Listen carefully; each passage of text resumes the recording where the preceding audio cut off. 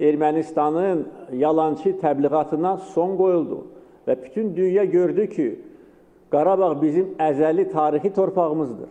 Əsrlər boyu Azərbaycan xalqı bu torpaqlarda yaşayıb, qurub, yaradıb. Eyni zamanda bütün dünya görüb ki, beynəlxalq hüquq baxımından Dağlıq Qarabağ Azərbaycanın ayrılmaz hissəsidir.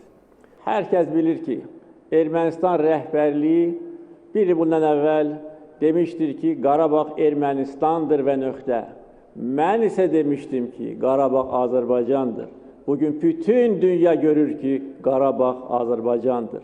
Qarabağ bizimdir, Qarabağ Azərbaycandır. Eşq olsun Azərbaycan ordusuna, yaşasın Türkiyə-Azərbaycan dostluq qardaşlığı, yaşasın Azərbaycan əskəri.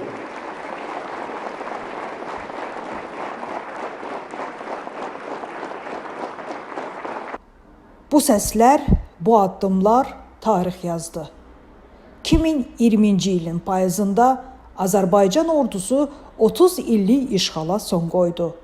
Qələbə paradı təkcə hərbi gücün deyil, xalqın iradəsinin, birliyin və milli ruhun təntənəsi idi. Bugün həmin qələbənin 5 ili tamam olur. 27 sentyabr 2020. Bu tarix Azərbaycan xalqının yaddaşına qəhrəmanlıq səlnaməsi kimi yazıldı. Cəbrayıl, Füzuli, Zəngilan, Qubadlı hər biri bir zəfərin adı oldu. 8 noyabr Şuşanın azadlığı, 10 noyabr qələbənin rəsmiləşdiyi gün. Bu qələbəni biz bir yumruq kimi birləşərək qazandıq. Ordumuzun şücaəti, xalqın inamı Prezident İlham Əliyevin iradəsi ilə. Qələbənin təməlində canını fəda edən şəhidlərimizin ruhu dayanır. Onların qanı ilə müqəddəsləşən torpaqlar bugün yenidən həyata qovuşur. 5 il ərzində Qarabağ və Şərqi Zəngəzur dirçəlir. Yeni yollar, məktəblər, hava limanları, elektrik xətləri. Taleyi illərlə didərgin düşmüş torpaqlara həyat qayıdır. Füzuli hava limanından qalxan ilk təyyarə, Zəngilanın ağıllı kəndi, Laçında tikilən evlər, bütün bunlar qələbənin davamıdır. Bugün o torpaqlarda artıq həyat var, işıq var, uşaq gülüşü var.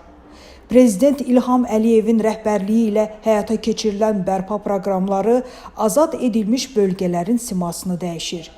Böyük qayıdış təkcə layihə deyil, həm də xalqın qəlbində yaşayan arzunun gerçəkliyə çevrilməsidir. Xankəndində dalğalanan üç rəngli bayraq ədalətin, qürurun və suverenliyin rəmzidir. Bugün o torpaqlarda artıq həyat var, işıq var, uşaq gülüşü var.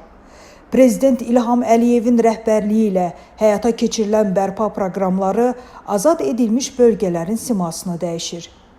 Böyük qayıdış təkcə layihə deyil, həm də xalqın qəlbində yaşayan arzunun gerçəkliyə çevrilməsidir. Xankəndində dalğalanan üç rəngli bayraq ədalətin, qürurun və suverenliyin rəmzidir. 2023-cü ilin paradı göstərdi ki, Azərbaycan tarixi ədaləti bərpa edib. Dövlət öz torpaqlarında əbədi mövcuddur. Qələbə nəsillərin yaddaşına əbədi həkk olundu. Bugün gənclər Qarabağ Azərbaycandır deyir. Bu sadəcə şüar deyil, eyni zamanda azadlıq ruhunun ifadəsidir. 5 il əvvəl tarix yenidən yazıldı. 5 il sonra isə o tarix hər gün yaşanır. Bərpa olunan torpaqlarda qayıdan insanların sevinci və dirçələn Qarabağda. Qələbənin 5 ili, millətin qüruru, dövlətin gücü, xalqın birliyidir. Qarabağ Azərbaycandır. Qələbənin 5 ili ilə bağlı müharibə iştirakçıları, deputatlar və partiya sədrləri də fikirlərini Cəbhə TV ilə bölüşüb. Mən zəfər xəbərini Şuşa ətrafında mövqələndiyimiz bir yerdə aldım. Belə ki, gecə saatları idi. Biz Şuşa ətrafında bir yerdə mövqələnmişdik. Təbii ki, ağır döyüşlər gedirdi o günlərdə və ratsiyada mənim yanımda kapitan ratsiyasında eşitdim ki, ateşi dayandırın, artıq ateş kəsdi, düşmən məğlub oldu. Təbii ki, heç kim inanmırdı və bir neçə dəfə ratsiyada təkrar olunandan sonra artıq inanmağa başladıq və həqiqətən gördük ki, atəşkəsdir. Amma yenə də biz inana bilmirdik buna və bizim döyüş yoldaşlarımızdan biri ailəsinə zəng elədi ki, bu nə məsələdir və o da təsdiqlədilər ki, bəli, atəşkəsdir və yenə mən özüm də mövqeləndiyimiz yerdən kənardan sadə bir telefon var idi. Ondan qardaşıma zəng elədim. Toğrul Bakıdaydı və o da təsdiqlədi və sevincli formada dedi ki, bəli, artıq düşmən məğlub oldu, kapitulyasiya aktına imza atdı və müharibə bitdi. Təbii ki, o hissləri sözlə ifadə etmək çox çətindir, sevincli, kədərli, qarışıq hisslərdir. Çünki həmin saatlara qədər, həmin dəqiqəyə qədər biz şəhidlər verdik, qazilərimiz oldu və insan düşünür ki, bəlkə də bir neçə saat öncə bu atəşkəs olsaydı, filan qardaşlarımız şəhid olmazdı. Amma bu qismətdir, şəhidlərimiz uca məqamdadırlar və bugünkü günə min şükür ki, biz artıq qalib bir ordunun, qalib, müzəffər bir xalqın nümayəndələriyik. Bu əbədi də belə olacaq və nə xoş ki, bugün biz zəfərin 5 illiyini qeyd edirik və xoşbəxt, qürurlu hisslərlə qeyd edirik. 8 noyabr xalqımızın şanlı tarixinin zəfər dolu bir günüdür. Bugün yalnız bir qələbənin deyil, həm də xalqımızın iradəsinin, birliyinin və qəhrəmanlığının bayramıdır. 2020-ci ilin payızında 44 günlük Vətən müharibəsində Azərbaycan ordusu Ali Baş Komandanın rəhbərliyi altında misilsiz bir qəhrəmanlıq göstərmiş oldu və bu müharibədə yalnız silah gücünə deyil, xalqımızın vahid yumruq şəklində birləşməsi ilə qələbə əldə edilmiş oldu. Cəbhədə döyüşən əsgərlərimizlə yanaşı, eyni zamanda arxa cəbhədə döyülən analarımız, yardım göstərən gənclərimiz, bir yumruq kimi birləşən bütün xalqımız bu qələbənin, bu zəfərin memarı oldular. Bugün biz torpaqlarımızın azadlığı uğrunda canından keçən şəhidlərimizi dərin ehtiramla yad edirik. Onların qanı ilə suvarılan torpaqlarımızda bugün üç rəngli bayrağımız dalğalanır. Qazilərimiz döyüş meydanında canını qoyan oğullarımız, igidlərimiz bizim qürur mənbəyimizdir. Onların fədakarlığı və cəsarəti gələcək nəsillərə də, gənc nəslə də örnəkdir. Bu zəfər sadəcə bir torpağın azadlığı deyil, milli ruhun, vətənə sevginin və birliyin təntənəsidir. Biz bugün daha güclü, daha əzmkar və daha qürurlu bir millətik. Və mən bu möhtəşəm qələbə münasibətilə, zəfər günümüz münasibətilə bütün xalqımızı, bütün millətimizi, Azərbaycan xalqını və dünyada yaşayan bütün Azərbaycanlıları ürəkdən təbrik edirəm. Qoy zəfərimiz əbədi olsun, suverenliyimiz, ərazi bütövlüyümüz daimi və əbədi olsun.